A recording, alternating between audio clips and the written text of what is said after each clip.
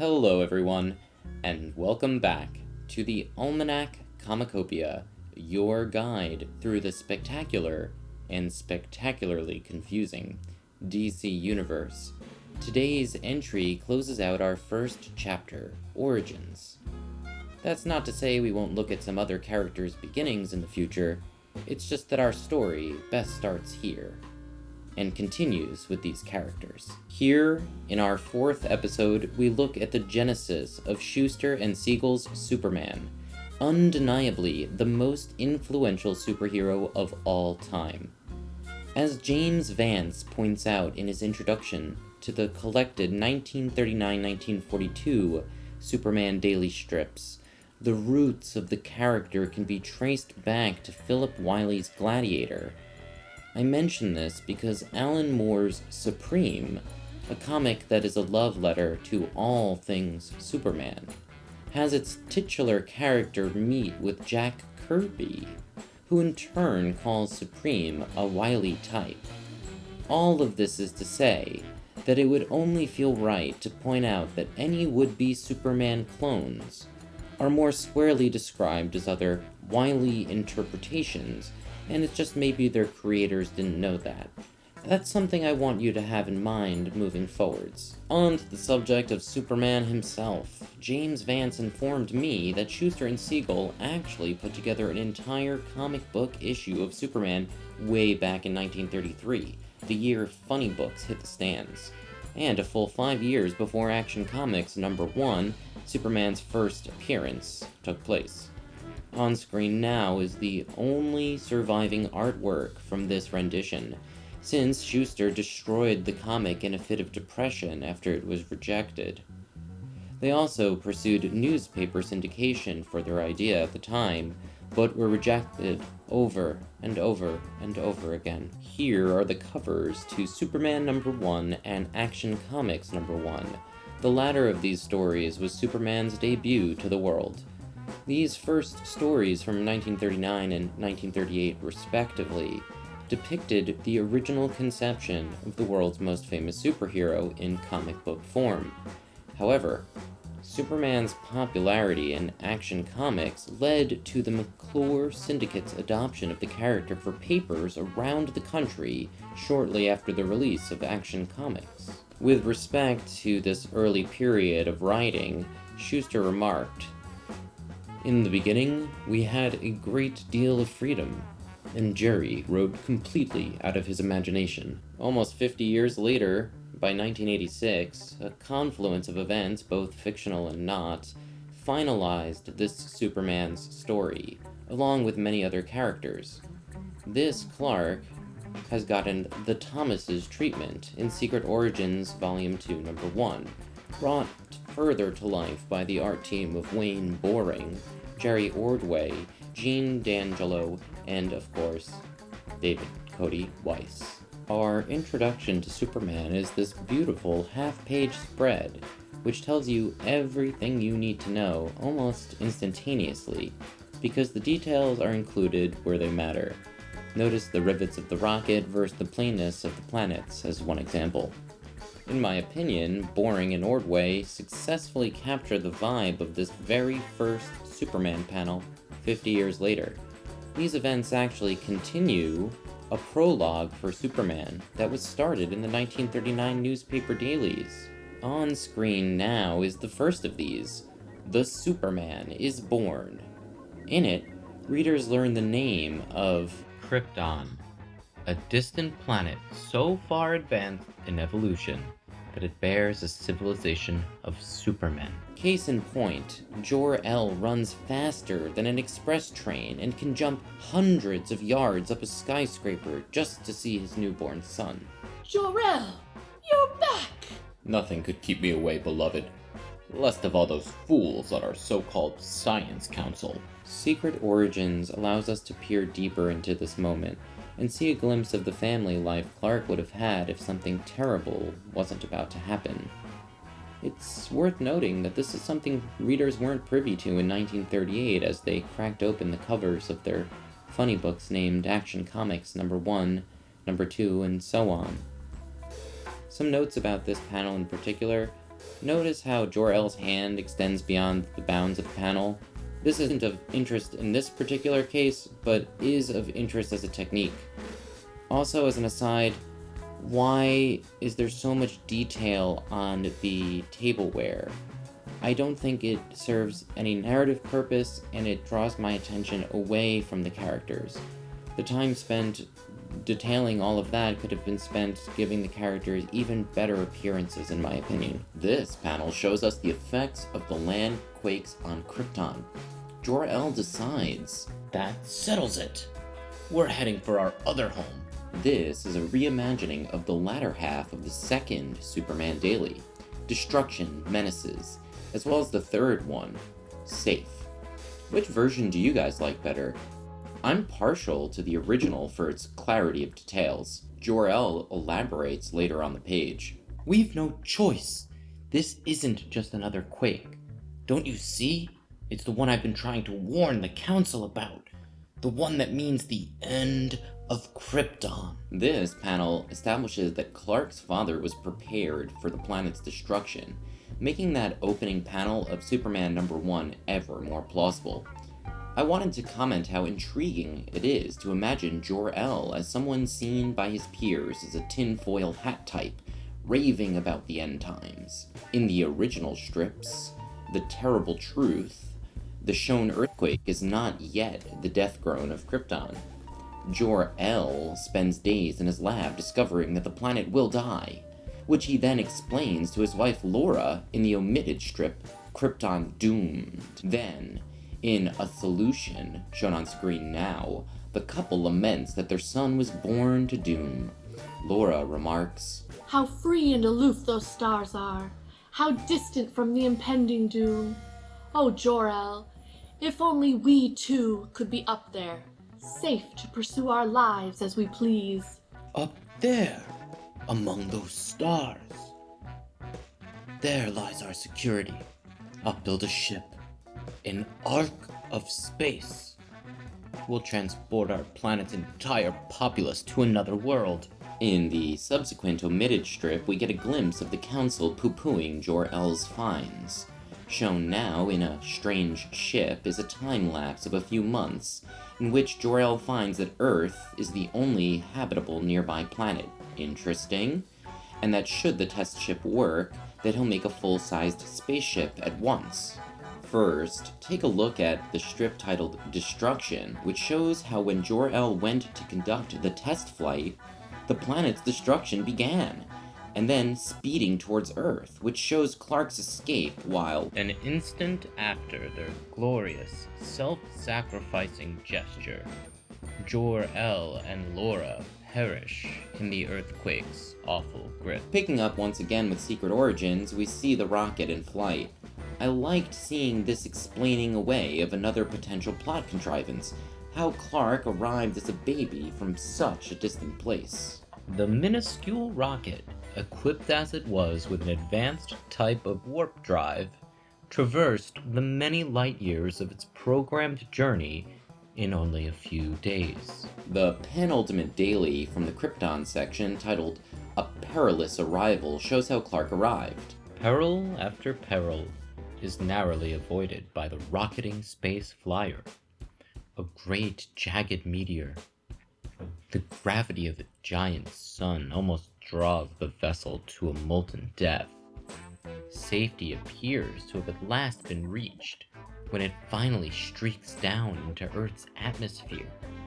But due to friction with the air, the ship takes fire upon landing. Hungry flames creep greedily toward the tiny sleeping passenger.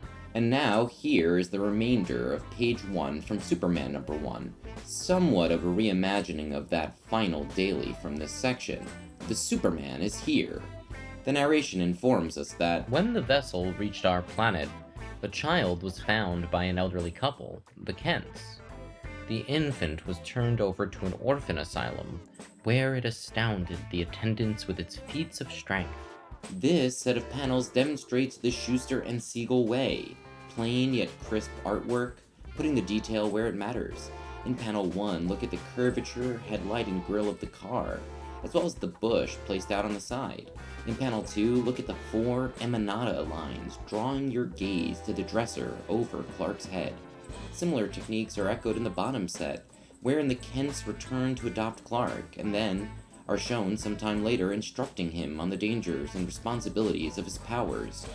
In panel 3, I'm a fan of the rays of light on the curtain, and in panel 4, it's that side table placed on the left-hand side. There is a beautiful economy to the artwork, and that the details are what lead a reader's eye through the story, making it a tandem effort between creators and consumers. I'd argue that the absence of detail in other spaces of the panels aids their legibility, lending for a breezy read. Let me know what you guys think of my take, because, again, this is my comic shop opportunity to do comic talk. The artwork on page 2 of Superman #1 is flat out incredible, especially the transition from panel 4 to 5. Give it all a gander while we learn that As the lad grew older, he learned to his delight that he could hurdle skyscrapers, leap an eighth of a mile, raise tremendous weights, run faster than a streamlined train, and nothing less than a bursting shell could penetrate his skin. I want to point out the enormity of Siegel and Schuster's efficiency here, even ignoring the other things that we've read. In a page and 2/3, in Superman #1, they have clearly communicated to the reader a vast number of things. Clark is an alien. By virtue of that alienness, he is a superhuman, and in specific ways. He can jump about a quarter mile high, or 380 meters for you Europeans who use rational numbers.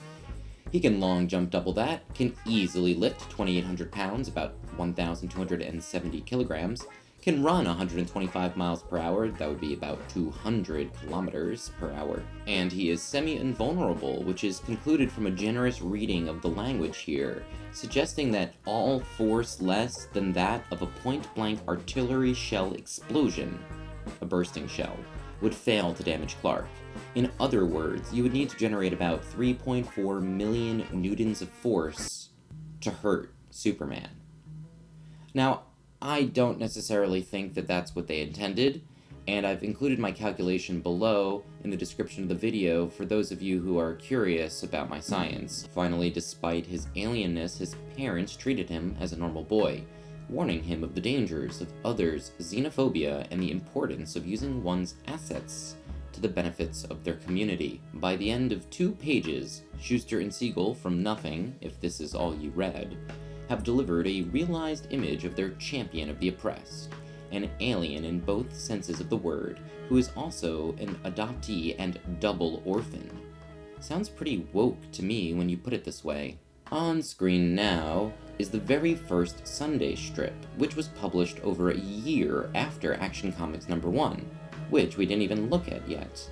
Let's go over it, since it presented our master duo an opportunity to tell their most polished version of their story.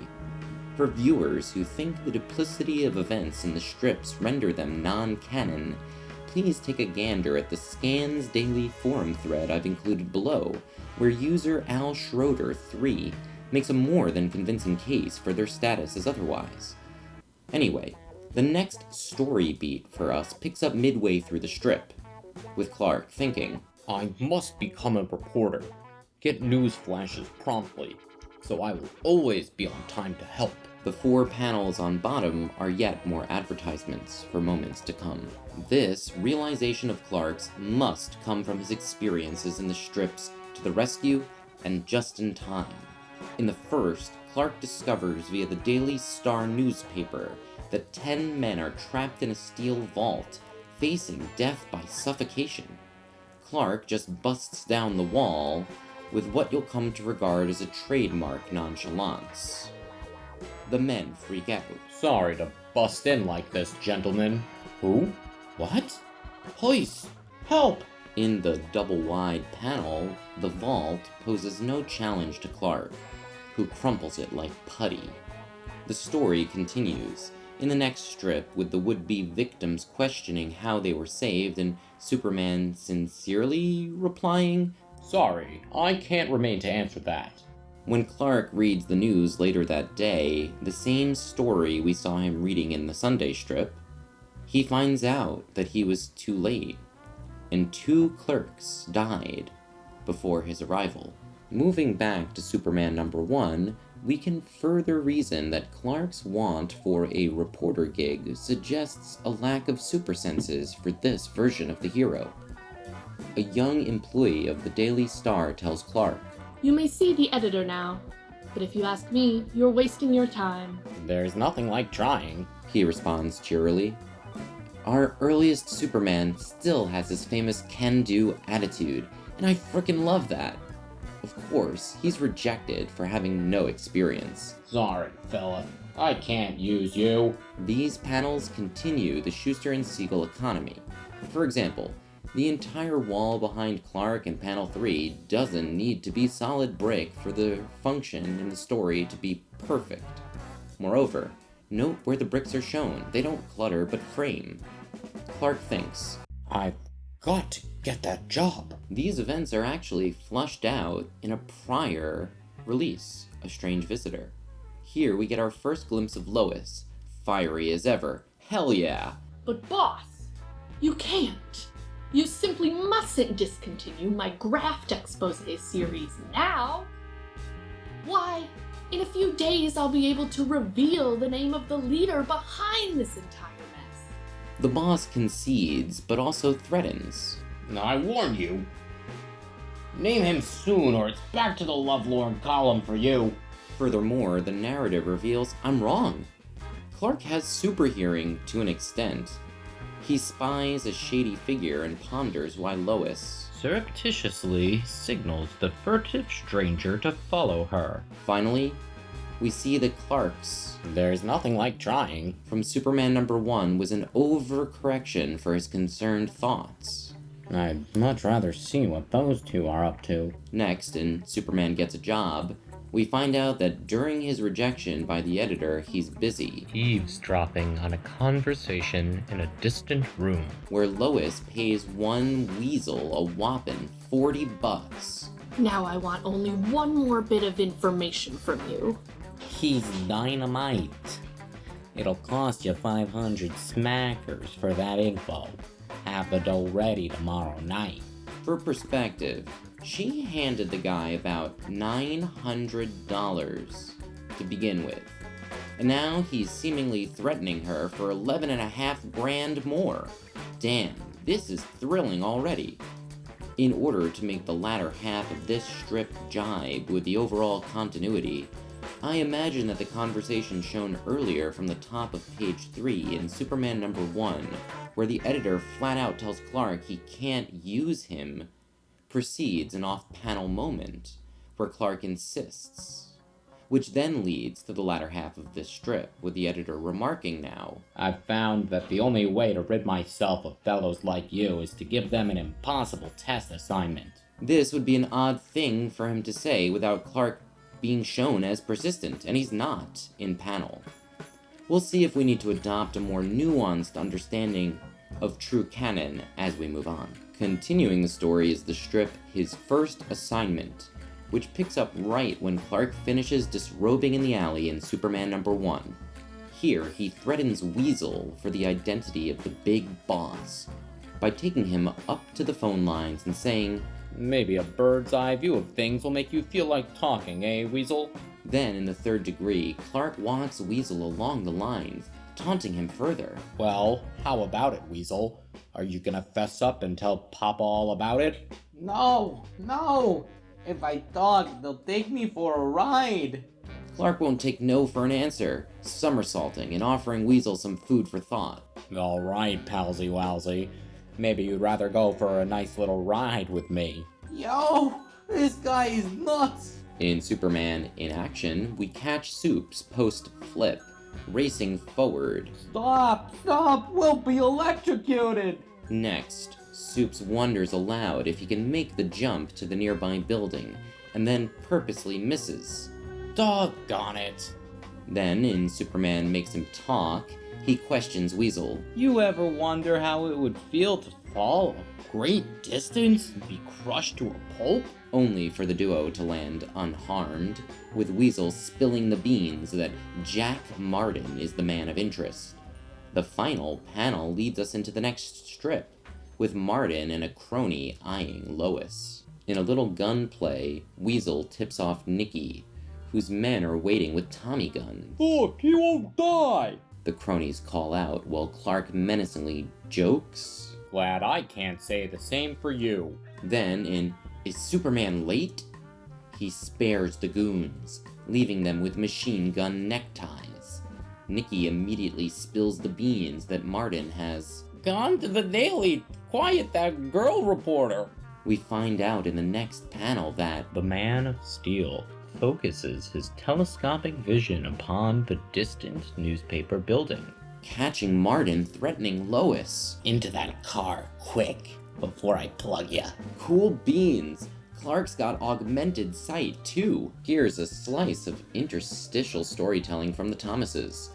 Originally, I imagined this panel is taking place right after Clark disrobes in the alley in Superman #1. However, its ambiguity allows us to place it here in between Is Superman Late and the upcoming strip Superman, Super Strength. That strip, as you'll see, picks up with Clark already in a new and distant location. Back to this panel. I find it a rather effective and tasteful case of retconning, with the Thomases placing the famous dialogue of Up, and away. in an origin story, with the explanation that The shout was one he'd used since childhood, to focus his attention on hurling himself skyward. here we are at Superman, Super Strength. He drops from the sky down in front of the automobile. Then, Superman grasps the bumper of the onrushing automobile and forces it to a dead stop. quickly thereafter, With one hand, Superman lifts the car high above his head and shakes out its astounded occupants. With the other, he catches Lois. the transition into flying through space is clumsy, with Clark apparently opting to demolish the car and giving Martin time to drag. Lois towards his waiting plane. The plane takes off immediately, with Lois still struggling to escape. You let me go! She cries out while losing balance. Look out, you little fool. You'll fall out. And of course, she does. In aerial activities, Clark manages to spot and save Lois. When they strike Earth, What kind of creature are you? You needn't be afraid. I won't harm you. But as for those cowardly killers, come and get it. for the first time in history, man and plane meet in single-handed battle.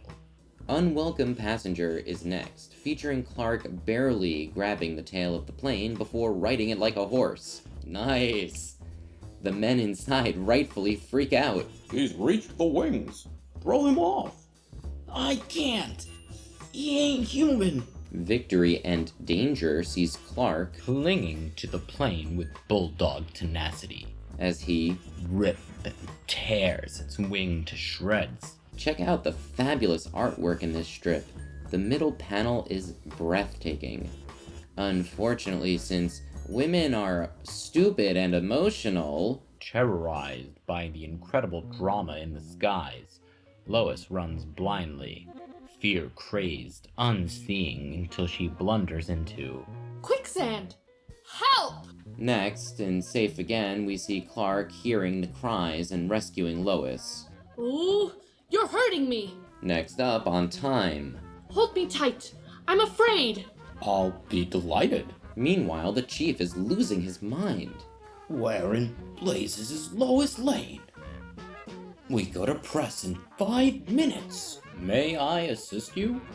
Here's Lois Lane. A trifle scared, but still, Lois Lane. In the last strip of this serial, His Reward, Clark taunts Lois. So long. Better stick to the lovelorn column from now on. It's safer. Perhaps it's sincere advice, though. What do y'all think? Then, on his way out, the chief desperately calls out. Wait! How about an interview? You'll have to see Clark Kent about that. Superman responds. You know, this doesn't seem super wise to me. Why would bumblin' fellow Clark know anything about the only resident super being of the world?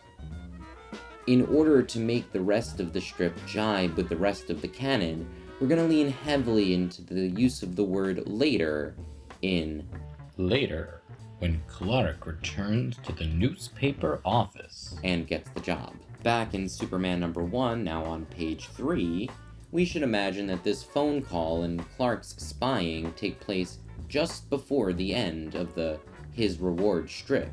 With Clark on his way out, the editor gets a call. What's that? A mob attacking the county jail? Cover that story! Sounds like my big chance to impress the editor. I couldn't help but find myself disappointed at the lack of Boy Scoutism here, where Clark doesn't even have an afterthought about innocent parties affected by this attack. I want to take a moment here to point out how his behavior strikes me as, perhaps, a bit Machiavellian? In that regard, despite mixed sentiments about what consequences such a moral schema would entail for a character like Clark, I think I like the scene, as it gives me extreme clarity that Clark is an independent thinker, despite coming from a potentially homogeneous place.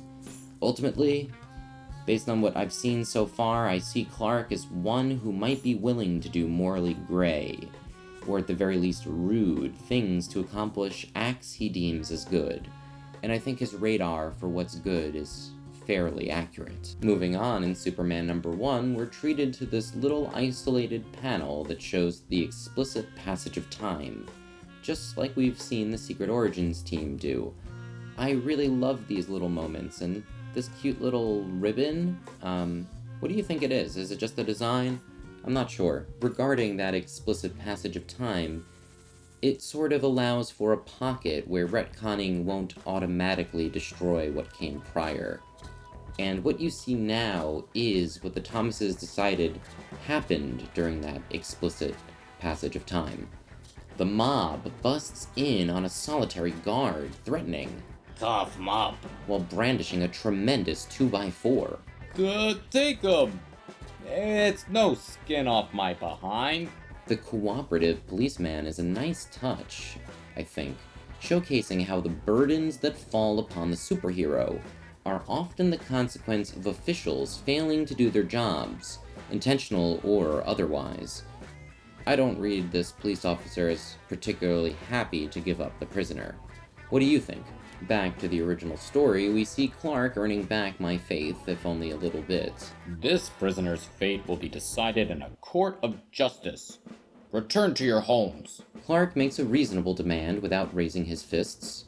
Furthermore, despite these folks not deserving an explanation of why he'd make a demand, he justifies himself, reminding them that this is the domain of the court.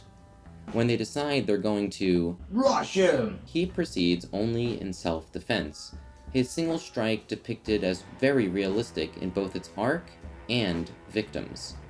I immensely appreciate the framing of this second panel, showing a mob staggered and grouped like I might imagine real people to, not all in a perfect circle, and there's a single member fleeing. The cherry on top, though, is how the first figure in blue and white is closer to the ground, since he was struck first, but the important thing is how much higher off the ground the other man is than the first. This shows that Clark did not swing his fist very quickly at all. Some time has elapsed between the strikes. This means he's keen on not overdoing it, despite the situation and these men deserving it in some way or another. Now, compare that scene to this one. It's the same moment, but now over the top in its depiction, with the hats flying off the heads and all. I'd relish some defenders of this panel popping up in the comments, though, as I do treasure the efforts made by the Secret Origins teams.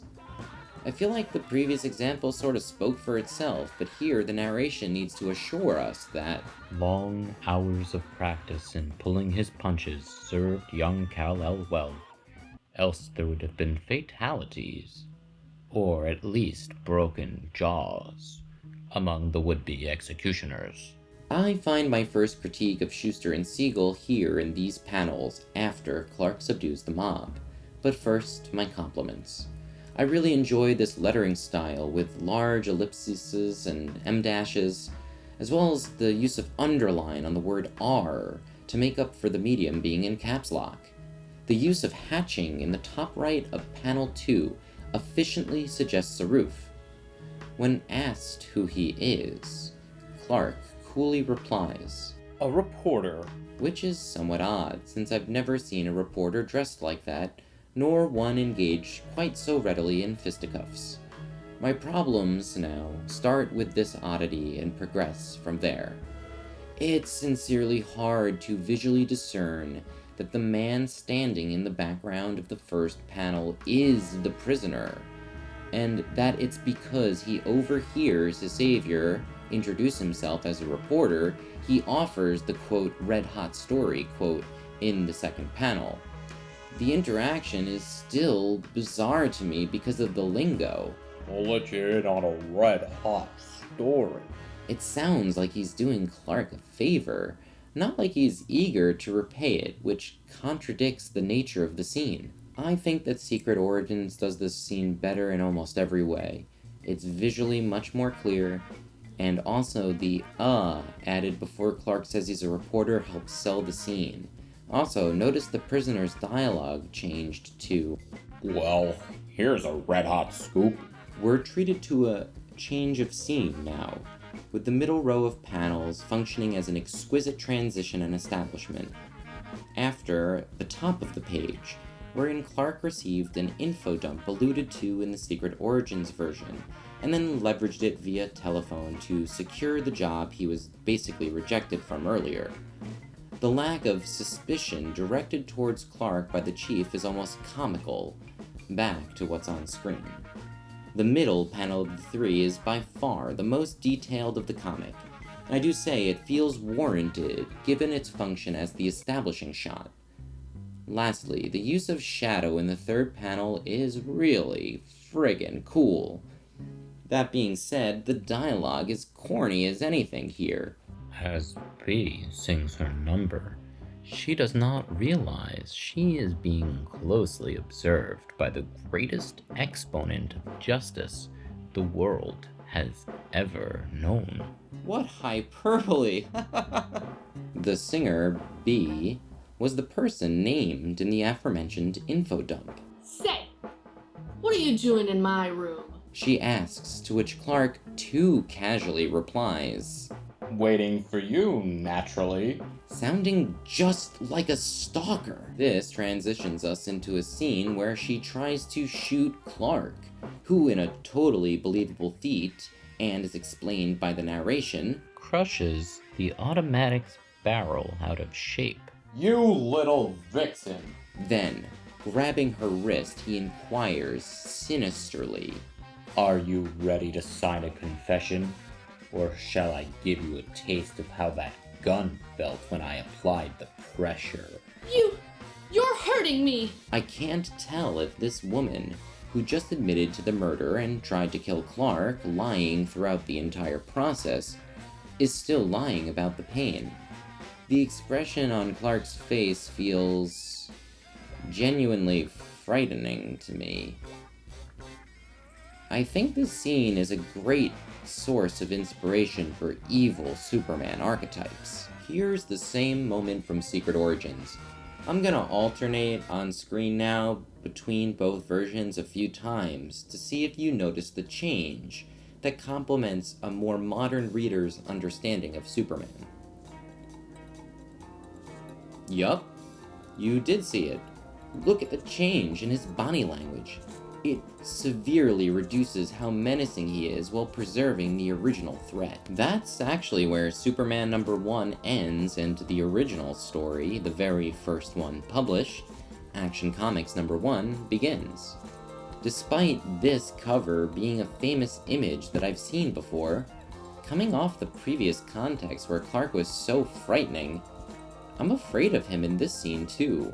We can't even see a driver behind the wheel of the car. Perhaps it's the sheepish man on the floor, but he, like the other two, look almost like innocent and terrified bystanders to me, and not guilty parties fleeing malicious scene. The omitted parts of the first page summarize the first 2 pages of Superman #1 with significantly worse art. Check it out yourself if you'd like. I wanted to include this panel, however, since these examples are cute misdirections that I think would successfully allay most readers' curiosities about Superman's mechanical legitimacy. After all, it's a highly fantastical story to begin with, and I don't think there needs to be too much explaining. Now's probably a good time to summarize what's happened in Superman's career to get him to this moment. See, he was reared correctly, and those values turned him into a superhero, or a wannabe superhero, and once he failed to save all of those clerks, he decided he needed to become a reporter in order to save people more reliably. Faced with a predicament wherein he would need to submit an interview of Superman, he decided to eavesdrop on the chief, getting a leg up on the competition about a dramatic situation unfolding, the lynching.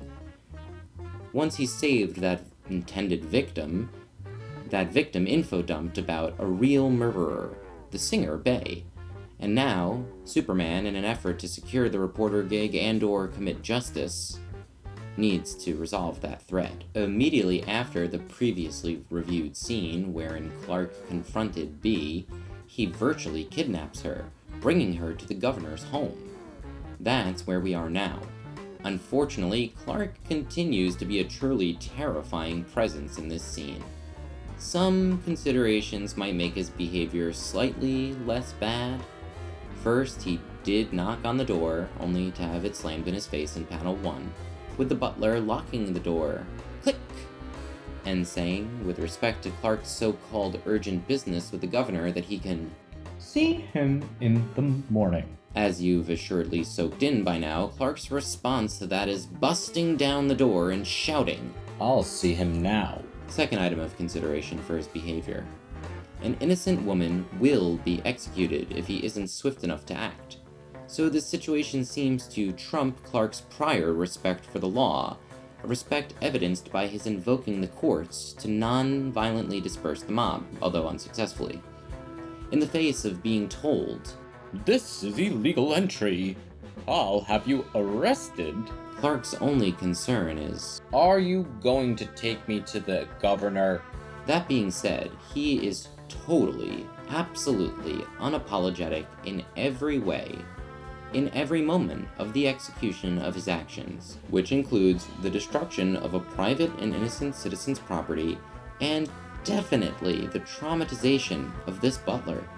Look at how he closes the space between them in panel 3, and how this butler cowers in response. This is not my Superman. Things don't look much better for Clark's image here as he assaults the governor's butler. No, I won't. Then I'll take you to him. Here's Clark destroying more property and being cheeky about it. Take a gander at this poor butler's expression as Clark taunts him with, It was your idea. I genuinely dislike Clark so far, and can't help but feel my Machiavellian read was correct.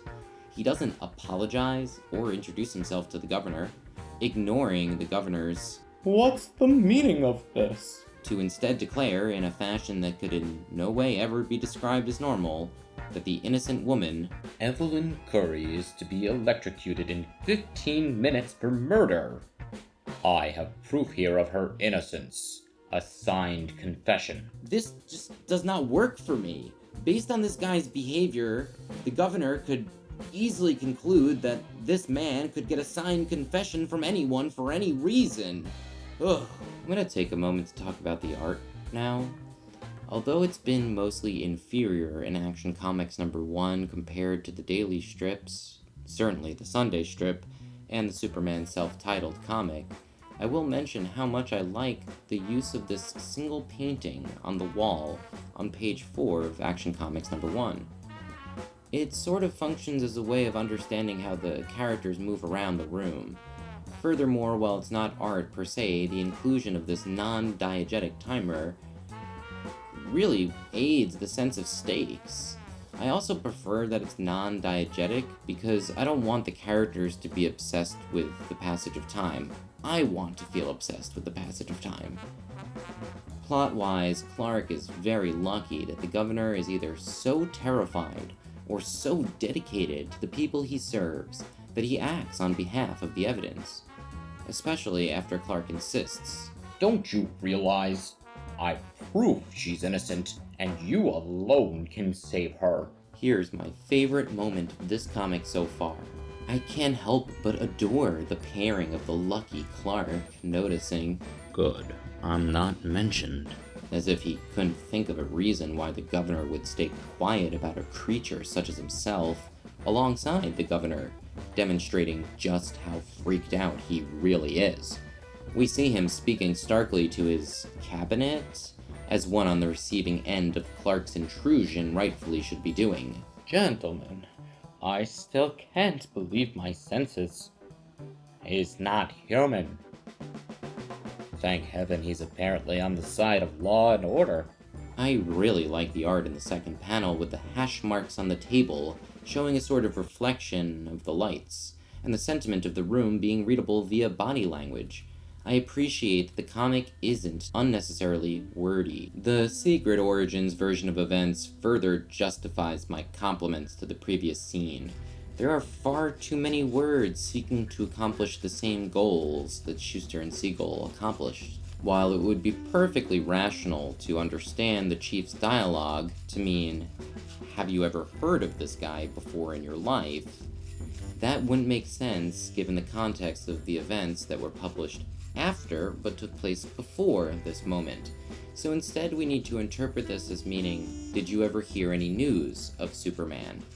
with Clark blurting out because he thought he sidestepped this problem in his life. This helps us steer clear of some of the strangeness of Clark not being prepared to deal with the duality of his identities. In any case, let's move on. Reports have been streaming in that a fellow with gigantic strength named Superman actually exists. I'm making it your steady assignment to cover these reports. Think you can handle it, Kent?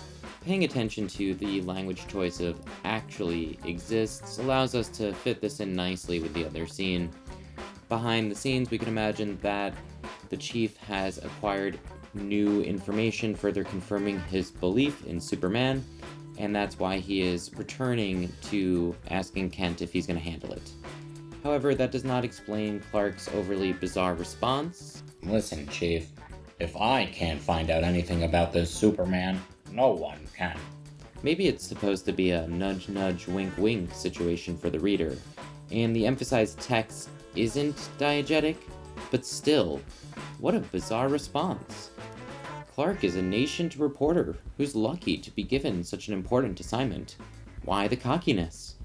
It almost feels like this Clark sees himself as above his fellow man, given how he regularly toys with people, the way he got the job, the way he stopped to be, and the way he saved the woman were done in whatever way that Clark pleased. The very next scene provides further evidence for this point. Clark had received a tip about a wife beating. I guess that the fallout of such an event would have been newsworthy in the 40s. He doesn't arrive in time to save the woman, but only to throw the guy into the wall. I don't like to think of what Clark had in store for him had the man not fainted, because this Clark's sense of humor seems quite disrespectful at best. After wrapping up and fleeing, Clark asks out Lois back at the Star, and soon after we get this strange scene. Why is it you always avoid me at the office? Please, Clark. I've been scribbling sob stories all day long. Don't ask me to dish out another. Brutal. I like the color choices in this panel, by the way, and the expressions on the characters' faces. It feels intimate and more realized. Soon after this moment, a man cuts into their dance, and Clark adheres to his role of the weakling. I think this compounds evidence that he is not super wise. He could have put up a weak fight based on the control he exerted elsewhere. Anyway, This leads to the brilliant middle panel, shown here, with the gradient adding intensity to Clark's. Wait, Lois! I love the lack of emanata here, too, leaving the curve of Lois's coat to do the work for the reader. We also get some evidence for how Clark has appeared to coworkers off-panel at the Daily Star so far, as Lois leans into Clark. You asked me earlier this evening why I avoid you. I'll tell you why now.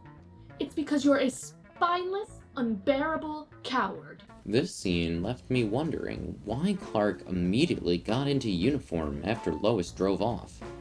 Perhaps he always travels home with his powers, and thus needs to be in costume? Perhaps he had a feeling the men would chase after Lois. Perhaps he was awaiting them, so that he could take action against them should they do anything he didn't like. The type of action he didn't get to leverage against the wife-beater. The Secret Origins team saves us here, presenting some of the best clarification of events omitted in the original story. Clark almost gets hit by the Hoods from the nightclub. and granted a bit of wisdom by the generous Thomases, Clark is able to conclude. 10-1 they're after Lois. Seeing Clark made privy to Lois's peril reduces the degree of ominousness in the panel shown in the previous slide. I'll also mention that the insertion of job for Superman lingo in the second panel teased out a smile for me. The men, catch up to the taxi in what I can only call a truly horrific scene. Presumably, the cab driver is dead from the accident. Let me go! Get in that car and shut up. Next, in an omitted scene, Clark uses his speed to catch the villain's car. Now, as shown at last, the inspiration for the cover becomes clear. Indeed, this context makes the cover heroic, in retrospect.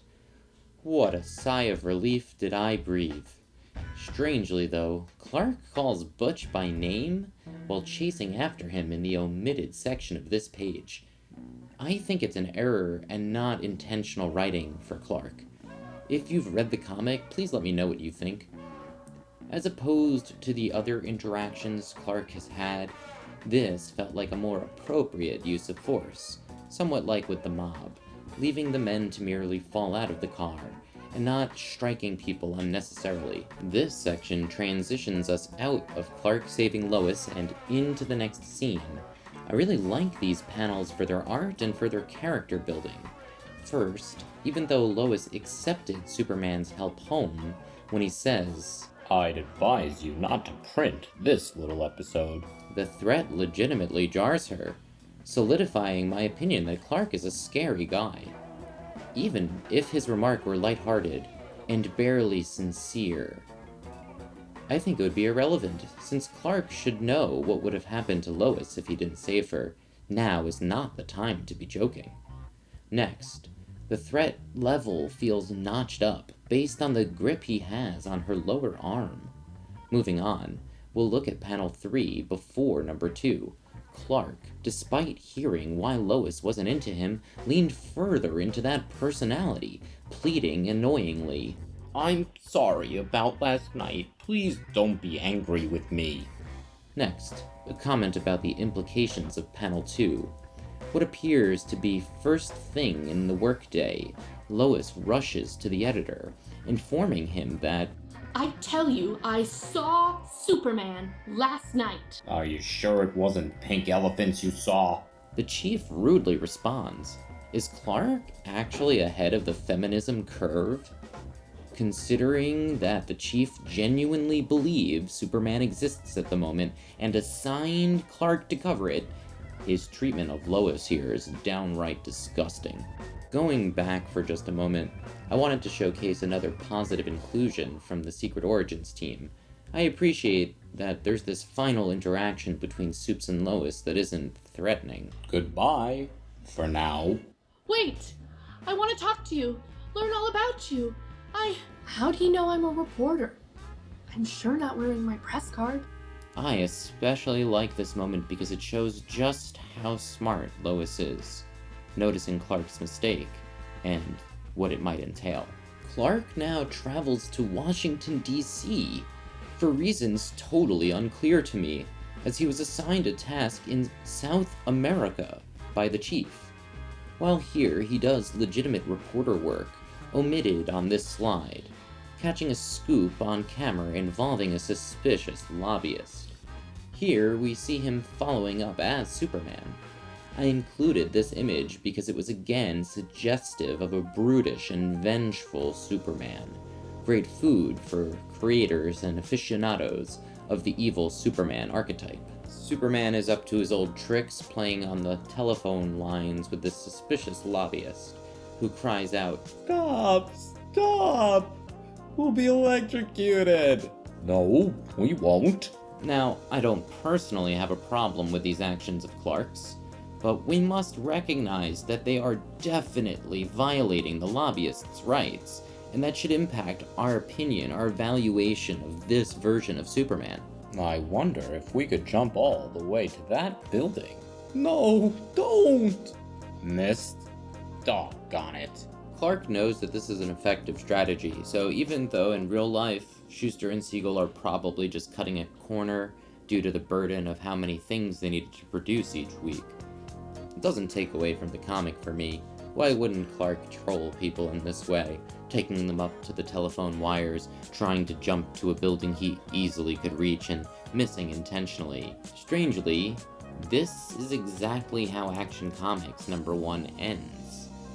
It's unclear if the cliffhanger is that Clark and the man are in danger, or if it's the plot itself, like why is Clark so focused on this lobbyist instead of his task in South America? To my modern sensibilities, it again just seems like Clark is busy trolling, and most certainly wouldn't be harmed. But it also feels like this isn't what he's supposed to be doing as Clark Kent. But in any case, maybe this was thrilling for readers of the time. As usual, I would want opinions on this matter if you think this was a legitimate cliffhanger, or if it was just like, oh, I wonder what's going to happen in the Superman story. And that wraps up our very first episode about Superman. Incidentally, this is also our last episode of our chapter Origins. Don't fret, we'll introduce more characters later, but we have some work to do first. Anyway, regarding Superman, I think that #1 and Action Comics #1 are well worth a read, but do be warned, Clark of Earth 2 is a scary guy. He's not likely your Superman. Another highlight is Lois.